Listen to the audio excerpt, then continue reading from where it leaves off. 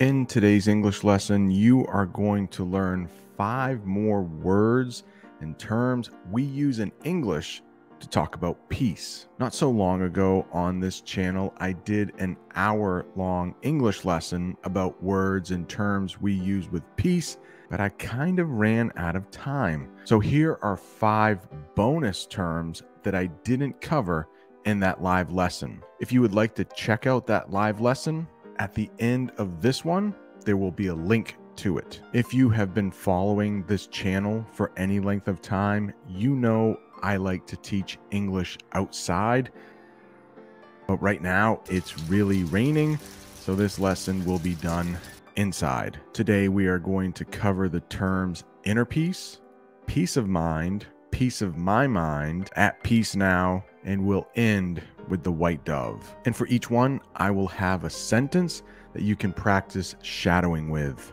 If you don't know what shadowing is, it's a way to help your pronunciation. I will read the sentence just like a native English speaker would, because I am a native English speaker, and then you can practice saying that same sentence right after me. Or if you'd like, you can say it at the same time I do. Pause the video, rewind the video, practice your pronunciation that way. The first one is inner peace. Inner peace, it means inside your own body. And here are the sentences you can practice with. Inner peace means how you feel about yourself.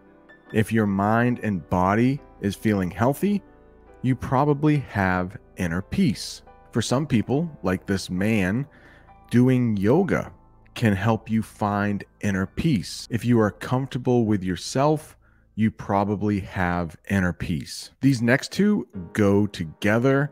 Be careful of the way they are spelled. Peace of mind and peace of my mind. Let's talk about peace of mind first. If you notice the spelling of peace there, it's the opposite of war. Having insurance on your house or car can give you peace of mind. Peace of mind means you don't have to worry about something. You are not concerned about something. Insurance is when you pay a little bit of money each month to a company to make sure that if you have a really bad accident, you will be covered. If you have damage to your house and it's really expensive, the insurance company will pay for it, all because you paid a little money to them each month. When you go out driving, you can have peace of mind that you have insurance. If you really damage your car or somebody else's, you won't have to pay a whole bunch of money because you've already paid a little bit of money each month.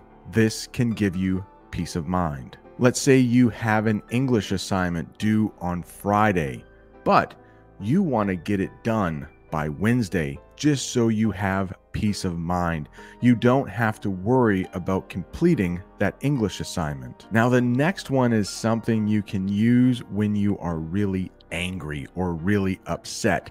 You might say, "Ooh, I gave him a piece of my mind." Notice the way this is spelled. A piece or a part of, like a piece of pizza or a piece of pie. You can give someone a piece of your mind if you are angry with them. Since we were talking about driving earlier, do you know what cut off means when you're driving? It means someone in a car in front of you pulls ahead of you and makes you have to stop really quickly. Look at this. I just so happen to have 2 cars here. Let's say this car is going this way. This car is going this way. If this car goes in front of this car, they pulled out in front of them. Now, if you have insurance, you have peace of mind. You don't have to worry about paying for that wreck or paying for that accident. But you might be really angry at the driver who cut you off, and then you could give them a piece of your mind. The next one is kind of sad, and it is at peace now. We use at peace now as a nice way to say somebody has passed away, somebody has died, usually after suffering. usually after being in pain. Let's say a dog has had cancer and they were suffering for a few months before they died. The owner of that dog can tell their friends, well, he's at peace now. And here is a little more information on at peace now.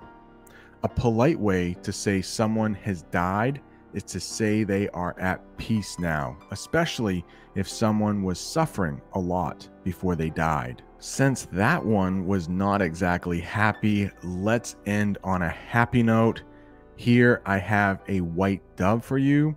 At least in the United States, the white dove is a symbol of peace. Is the white dove a symbol of peace in your culture? Let me know in the comments. If you're looking for more English terms and words about peace, right up there is an hour-long English lesson. Thanks for watching. See you next time.